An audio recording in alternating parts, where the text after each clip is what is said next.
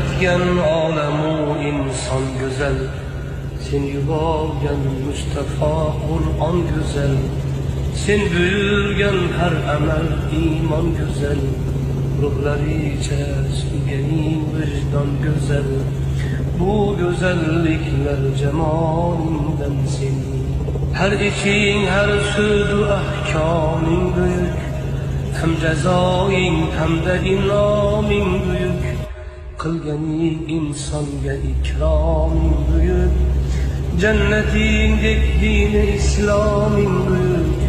Bu büyüklikler celalingdan senin.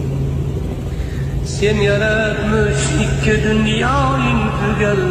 Her sıfatın hemme esmain tügel. Barcha mengleylarda imloing tügel. Dilleri içre çekken imzoing tügel. Bu tügellikler kemalin